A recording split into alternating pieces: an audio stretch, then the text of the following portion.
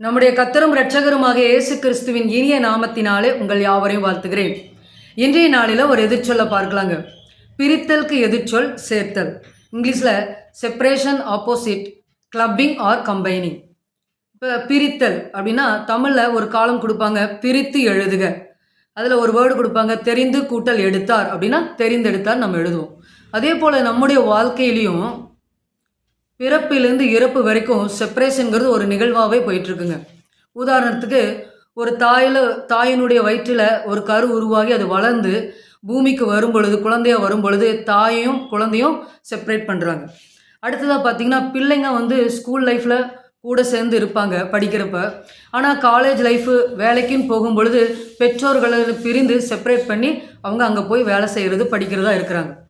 அடுத்தது கணவன் மனைவி. இப்போ மனைவி வேலை செய்கிறாங்கன்னா அவங்களுக்கு ஒரு ப்ரொமோஷன் கிடைக்கும், ட்ரான்ஸ்ஃபர் ஆயிரும். உடனே என்ன பண்ணுவாங்க, தன்னுடைய குடும்பத்தை விட்டு செப்பரேட் ஆகி அவங்க அந்த இடத்துக்கு போய் அவங்க வேலை செய்கிறவர்களாக மாறுறாங்க.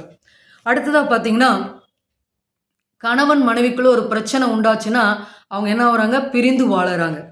மாமனார் மாமியார் தன்னை நம்பி வந்த மருமகளை தன்னுடைய மகளாக பாவிக்காம உப்புச்சப்பில்லாத காரணத்துக்காக, வரதட்சணைக்காக, குழந்தை இல்லைங்கிற காரணத்துக்காக மகனை விட்டு மருமகளை செப்பரேட் பண்ணுறாங்க. அதே போல் இன்றைய காலகட்டத்தில் மருமகள்களும் இன்றைய நாளில் வயதான மாமனார் மாமியார் நினைக்காம தன்னுடைய குடும்பம் தன்னுடைய கணவன் சொல்லி செப்பரேட் ஆகி தனி கொடுத்துன்னு போகிறவங்களும் இருக்கிறாங்க. இது மட்டும் இல்லைங்க, சொத்து பிரச்சனைக்காக கூட பிறந்தவங்க கூட செப்பரேட் ஆகி இருக்கிறவங்க இருக்கிறாங்க.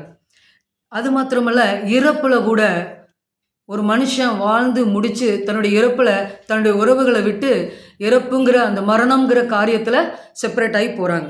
இப்படி தாங்க ஒவ்வொரு நாளும் நம்முடைய வாழ்க்கையில் செப்பரேஷன் அப்படிங்கிறது நடந்துக்கிட்டே இருக்குது.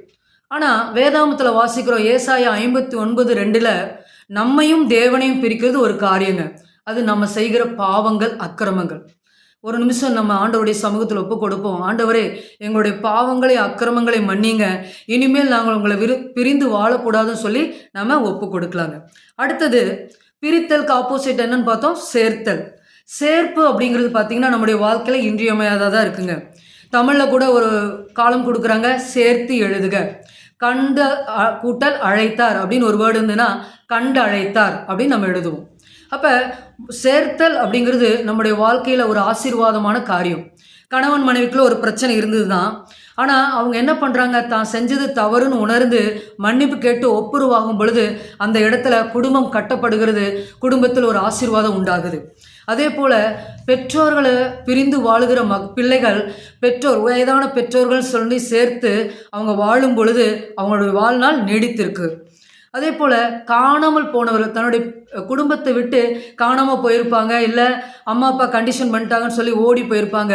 அந்த பிள்ளைகள் திரும்பி தன்னுடைய குடும்பத்தோடு சேர்ந்து வரும் பொழுது வாழும் பொழுது அவருடைய வாழ்வில் ஒரு ஆசீர்வாதம் இருக்கும், மகிழ்ச்சி இருக்கும். அனுதினமும் சபையில் ஆத்துமாக்களை சேர்க்கும் பொழுது ஆத்துமா ஆதாயம் செய்கிறவர்களா மாறும்.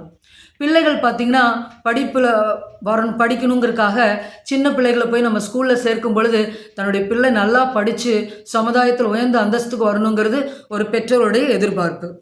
அதே போல் தன்னுடைய குடும்பத்தில் ஒரு பிரிவினை இருக்குது, சொத்து பிரச்சனைனால் பிரிந்து இருக்கிறாங்க, அவங்கெல்லாம் ஒன்று சேரும் பொழுது அந்த இடத்துல உறவுகளை சேர்த்து பிடிக்கிறவர்களாக இருக்கிறாங்க.